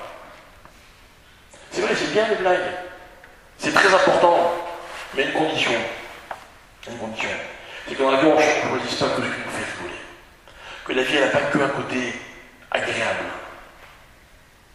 Et puis l'amitié, c'est parce que je me dois de rechercher les gens, l'entourage des gens,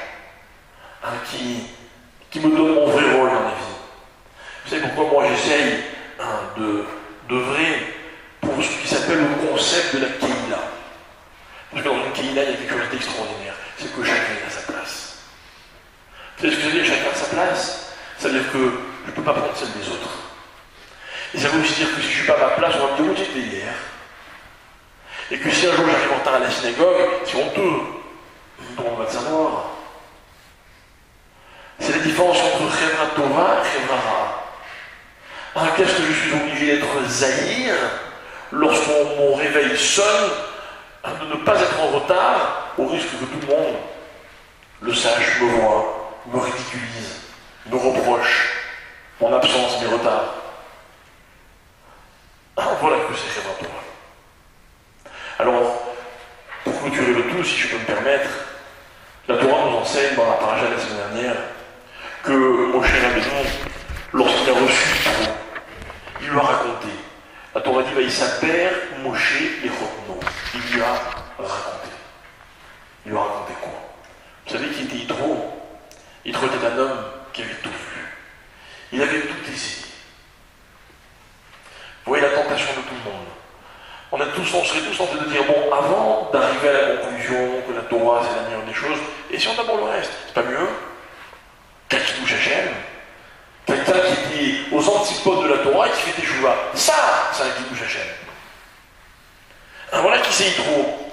Et Moshe, il va rien lui prouver du tout, il va nous raconter. Regardez ce mot que Rashi, il s'appelle Moshe Lichodno, Limshor, Libo, il a parlé à son cœur. Le Ramchal, il parle dans le Yisraël Sharim de Simat Lev, c'est-à-dire littéralement, enfin c'est comme ça que j'ai envie de traduire, de concerner le cœur. Vous voulez être zahir, il n'y a pas de problème. Vous savez, quand on est zahir dans la vie, quand on est concerné par les choses. Quand je prends ma voiture, moi je suis très vigilant. Parce que Chas Shalom, il s'agit de moi. Alors je ne dis pas quand je suis en dos, il n'y a pas de protection. Je suis concerné. Dans la vie, quand on est concerné par quelque chose, eh bien, on est obligé d'être vigilant, d'être en éveil, de vouloir le mieux. Eh bien, mes chers amis, dans la vie, être concerné, c'est un problème de sentiment. Ça dépasse complètement la raison. C'est très égoïste d'ailleurs. Vous savez pourquoi je suis vigilant quand je suis concerné? Parce que je m'aime. Et s'il s'agit de quelqu'un que j'aime, alors je suis aussi concerné parce que je l'aime. Le problème c'est moi, quoi. Eh bien c'est vrai. Eh bien c'est vrai. Il n'y a pas de honte à se situer par rapport à la Torah et à situer la Torah par rapport à moi. Excusez-moi d'être au cœur de l'histoire. Mais tout ça, ça implique des conditions, des règles que je me dois de respecter. En l'occurrence, si je veux arriver à quelque chose, eh bien oui, je me dois d'être concerné. Et c'est tout ce paradoxe entre, si vous voulez, ce que vous avez expliqué Rav Sadin, dans lequel l'homme doit absolument se dépasser, s'extraire de toutes les dimensions qui sont finalement les dimensions de sa propre mesure, et en même temps le besoin qu'un homme d'être lui-même.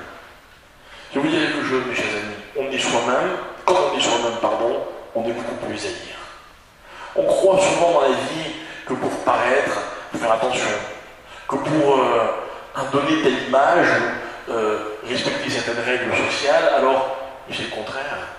Dans la vie, on est vigilant quand on est nous-mêmes, quand on est concerné, quand le problème, c'est pas ce que les autres pensent, le problème, c'est ce que moi, je pense. Et c'est que le Gourou, il a dit deux mots, mais Israël. Il a dit qui il était, parce qu'il s'appelle Hachem, ça personne d'autre ne pourra le dire. Mais il a commencé par dire un mot que tout le monde peut dire. Adorer, le mot le plus simple. Je. Combien de fois par jour vous dites je? Au moins autant que moi. Et Rav Sadin et tous les autres. Parce que sinon, c'est la centralité de tout le reste. Parce que être zahir dans la vie, c'est uniquement d'établir des liens entre les choses et moi. On ne peut pas me demander d'être zahir vis-à-vis de choses qui ne me concernent pas, c'est pas possible. La vraie zahirut, elle est quand j'ai réussi à me définir, ou à définir les choses par rapport à moi.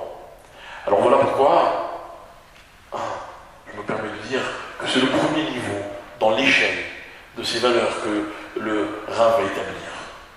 Parce que c'est peut-être la plus puérile, en même temps la plus essentielle, enfin la base, pardon, pas essentielle, mais la base, mais tout ça, ça n'a de sens que si ça nous mène vers tout le reste.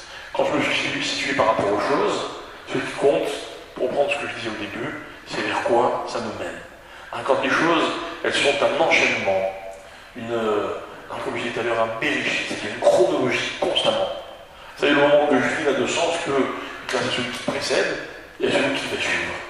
Alors forcément, je me donne de l'importance, mais je donne aussi de l'importance aux choses. Donc forcément, je suis beaucoup plus vigilant. Je suis quelqu'un qui donne de la valeur, qui trouve la véritable valeur des choses, et que Hachem nous aide. D'abord à faire attention à nous. Parce qu'on nous a confié la personne que nous sommes, Hachem.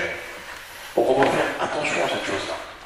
Et que grâce à cette attention de chaque instant, et grâce à tout ce qu'on a expliqué et développé ce soir, grâce à cette dimension, finalement, le mot-clé, vous serez d'accord avec moi, c'est la Torah. En faisant attention à la Torah fait attention à moi, donc elle m'aide à m'apprécier à ma juste valeur, et cet échange extraordinaire me permettra de franchir cette première étape pour arriver à la seconde, et pour arriver jusqu'au bout de tout ce que le Rav Musato nous propose. Moi, bénévolaire, je décide de faire comme Rav Sadin, d'étudier régulièrement ce livre extraordinaire, qui est un puits infini, à la fois de science, de chorma, en même temps de simplicité, pour mieux se connaître et pour mieux se situer dans la vie. Voilà.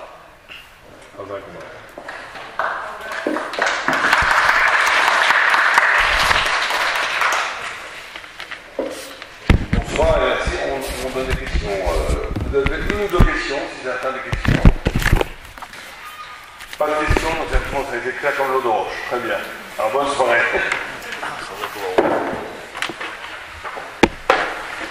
Très bien, merci. C'est très enrichissant. C'est à vous ça? Oui, je te donne.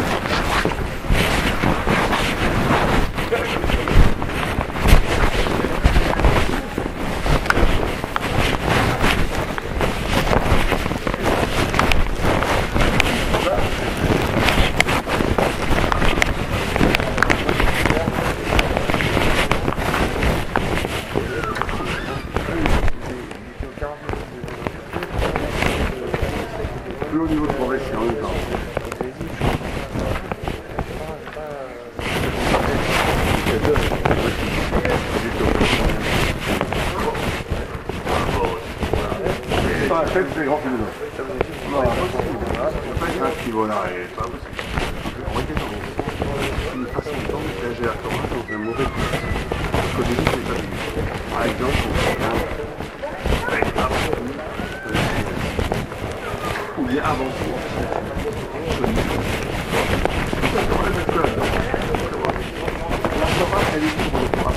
moi, je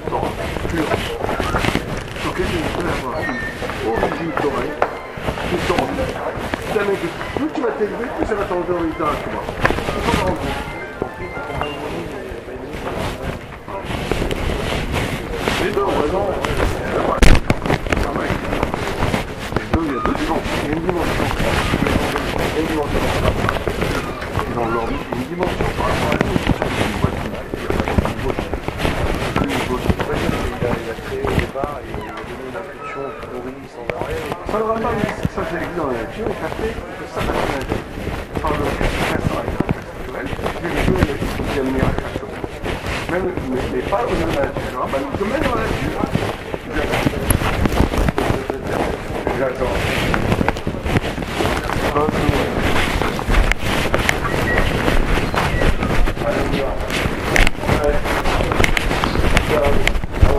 Ça va? Ça va bien? Vous êtes où alors? Alors le 13, je voyais un école une semaine à Paris. Ça va bien? Vous faites quoi dans les cuisines?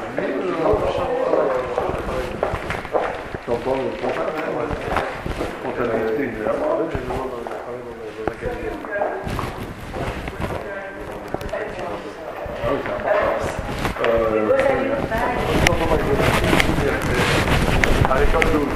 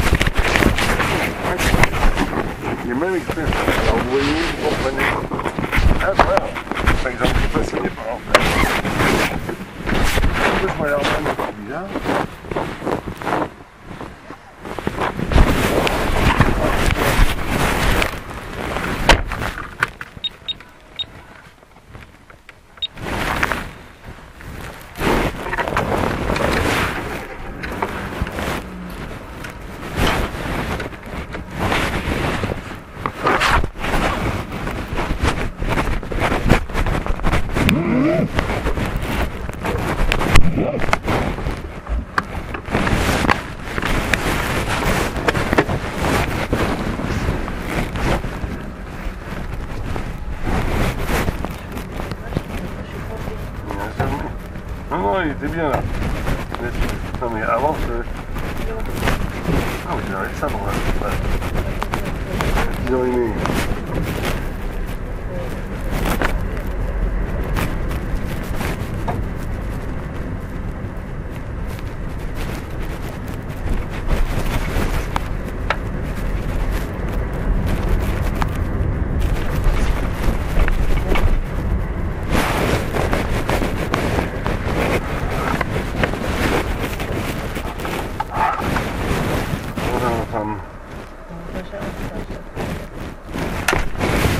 Zéroute, est-ce que tu es prêt pour la zéroute?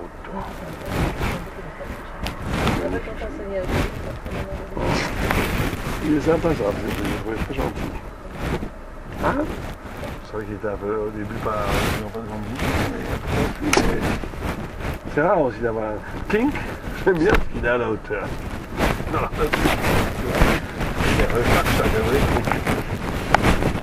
le mêle aussi. Il faut en vérité que je parce que c'est ce qu'il avec lui.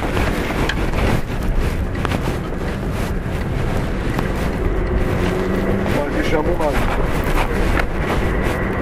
J'arrête de sortir vraiment, il faut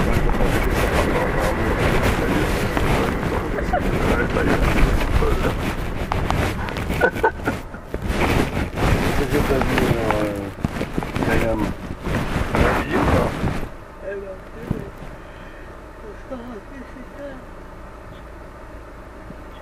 איפה j'ai chez Raphaël,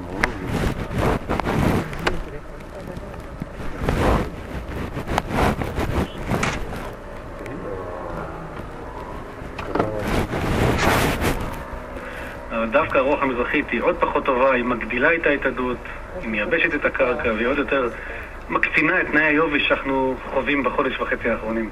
כשאתם מנסים לדבר על אומדן, אני מניח שחלק מהעניין זה להסתכל, לראות מה קרה בעבר. אז אתה אומר שאתם לא זוכרים יובש כזה במשך תקופה ארוכה, אבל בכל זאת, אם נרצה להיות רגע אופטימיים, קרה שבעצם המזג האוויר השתגע והחל מפברואר הוא המטיר עלינו ממטרים עזים, פברואר, מרץ, כדי בסופו של דבר להביא את כמות הגשמים הממוצעת לפחות? כן, גם בעבר היו תקופות בצורת, אולי לא כל כך ארוכות וקיצוניות כמו עכשיו, אבל גם ב-2009, לא כל כך מזמן, ינואר היה מאוד יבש, ואחר כך פברואר, מרץ היו מאוד מאוד גשמים. העניין הוא שהיום אנחנו לא רואים בינתיים בתחזיות הארוכות, במודלים, איזושהי צפי למהפך דרמטי, אבל כמו שאמרת, אם מזג אוויר השתגע, הוא באמת משתגע בשנים האחרונות, ויותר ויותר אפשר לקשור את זה לשינוי האקלים. ראינו מה קרה בארצות הברית לפני שבועיים, ורק היום פורסמה בצורת מאוד מאוד חריפה במערב ארצות הברית, בקליפורניה. זה עוד יכול להשתנות, אנחנו יכולים פתאום לקבל עוד צערות ולקבל עוד גשמים, ואיכשהו להגיע לממוצע, אבל צריך לשים לב שמופע הגשמים משתנה, התדירות, האירועים הקיצוניים נהיים יותר ויותר תדירים. אפשרו שיש כאן תופעות שלא הכרנו בעבר. אנחנו תמיד ידענו לומר אם זה חורף טוב או לא, על פי מדידת המים בכנרת. אנחנו מבינים שבסך הכל מתחילת השנה רק 20 סנטימטרים, שזה ממש שיא שלילי, נדמה לי שלא ידענו כמותו כבר שנים רבות. נכון, זה הסמן הכי טוב באמת, מעבר אפילו לכמויות משקעים שלפעמים קצת יכולים להטעות, כי יש אזור אחד שפתאום מקבל איזשהו שבר ענן. אז אם מסתכלים על הכנרת, כמו שאמרת, מרום של מינוס 240 שהיה בסדר, שגם הוא היה שחפון, כבר הספקנו לשכוח, עלינו רק 18 סנטימטר. אולי עוד יותר נכון להסתכל במעלה הגן ההיקוות של הכנרת, לאזור המעיינות הגדולים, לדן ולבניה. מסתכלים על הבניה, אנחנו רואים שהדפיקה שם מגיעה, מתקרבת לשפל של כל הזמנים. זה באמת קצת מדאיג, ובדרך כלל השפל מתקבל בסוף הקיץ, בסתיו, הפעם אנחנו מקבלים את זה באמצע החורף. היה מקרה דומה גם ב-2009, ואחר כך באמת באו גשמים בפברואר. צריך לקוות שגם השנה, פברואר, יאושש את המעיינות, כי אם לא, אנחנו באמת נקבל בפברואר ובמרץ שיאים שליליים. בפירוש המעיינות מספרים לנו פה סיפור של מחסור גדול במשקעים, לא רק החורף הזה, אנשים כבר שוכחים שגם החורף הקודם הסתיים כשחון. ינואר היה חורף גשום, ובפברואר מרץ לא היה רק גשם בכלל. מתי רשות המים בעצם מתחילה להתריע או לבקש אמצעים דרסטיים כדי בכל זאת לנסות לעשות משהו? כאן באמת יש בשורות, צריך לזכור שאנחנו ולהבין שאנחנו בתקופה אחרת, בעידן אחר. אז אם באמת ב-2009, לא מזמן, הייתה בצורת קשה מאוד, רשות המים נאלצה להטיל גזרות ולצמצם את המכסות של המים ולקרוא לאזרחים באמת לחסוך, אז לחסוך תמיד צריך. היום יש לנו עוד 350 מיליון מים מותפלים, רק צריך לחשוב מה היה קורה היום אלמלא הכמות הזאת של המים המותפלים ומים מושבים לחקלאות. אז לכן גם אם ניקלע למצוקה נוכל לעבור אותה, אבל זה באמת המקום לקרוא לכולם לחסוך במים. באזור הזה במזרח התיכון תמיד צריך לחסוך במים. אנחנו מקווים שפברואר באמת יהיה קצת יותר טוב, אבל בפירוש קראתי היום שבקליפורניה באמת קיצצו ב-20% את מכסות המים. אז הנה, אנחנו נערכנו, הזהרנו כבר בנובמבר שהשנה הזאת צפויה להיות כנראה שנה שכונה. יש עדיין מספיק מים במאגרים, אמנם הכנרת לא עלתה, אבל בזכות הצמצום בהפקה בשנים האחרונות המצב עוד יחסית בסדר.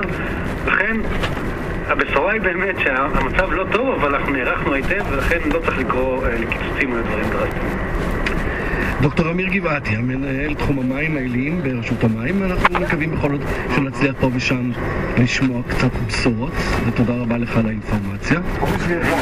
יש אגדה על מעיין וים, אולי האגדה הזו תעזור לנו פעם. איתה אנחנו מסיימים את רוח צפון. תודה רבה לך דוקטור גבעתי. נשאיר לכם ניגון ישן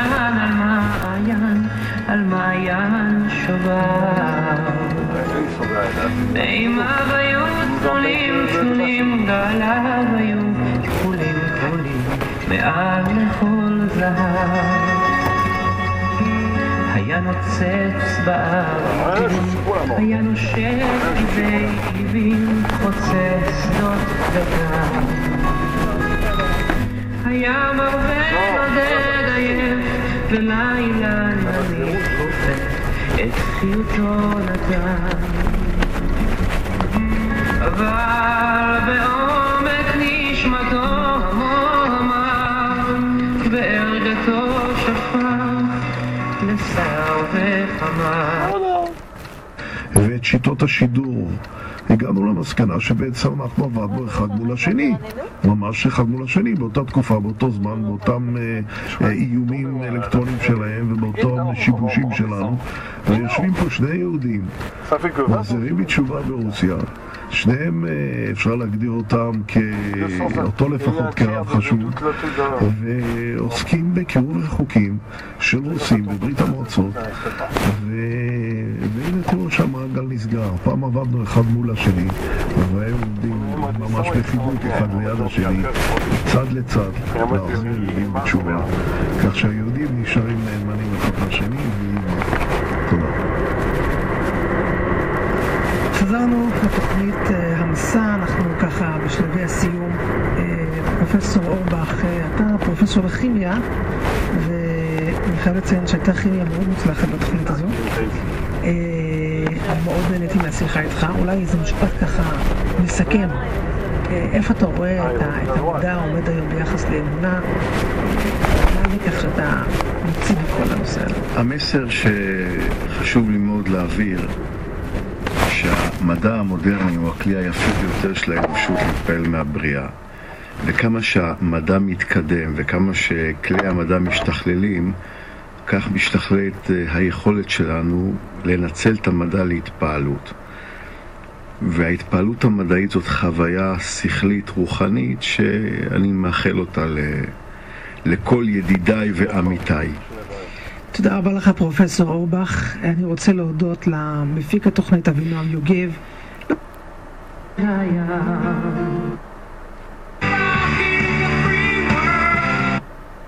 זה באמת לא לעניין.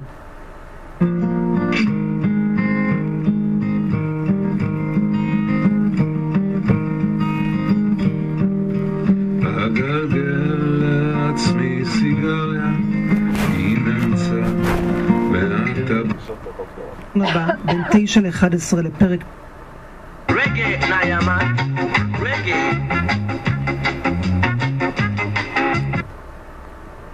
ילדתי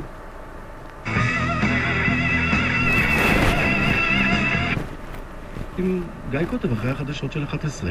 לילה טוב מחיפה.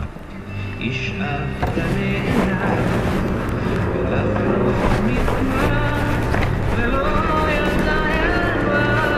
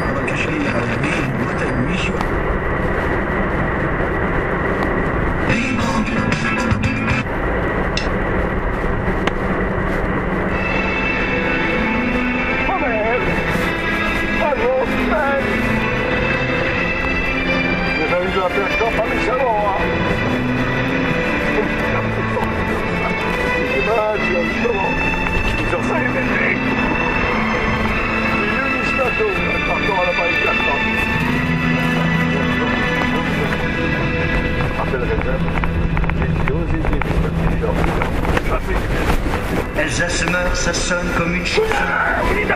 Alzheimer, Alzheimer, c'est un si joli nom. Alzheimer, ça suit également ses plus frissons. C'est l'âme bleue verticale et son fond.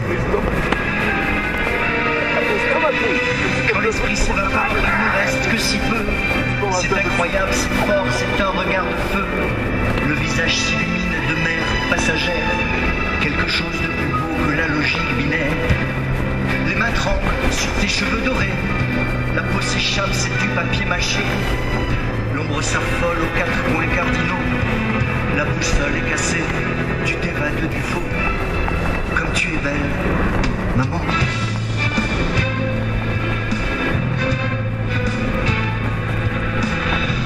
Alsace meurt, ça sonne comme une chanson. Alzheimer, Alzheimer, comme une valse de chiffon. Alzheimer, d'un coup s'approche les souvenirs. Lumière fragile dans la ligne de mire. La mémoire s'est vidée de ses chaînes massives. La mémoire en cavale coule vers son scotch ivre. Ceux qui s'indignent blessés de ne pas être reconnus témoignent de la faiblesse de ceux qui ont survécu. Je ne pourrai pas te dire au revoir. Tu as traversé vivante au-delà du miroir. C'est pourtant si beau encore de se sourire à l'heure où le corps s'éclipse et se retire. Comme tu es belle, maman.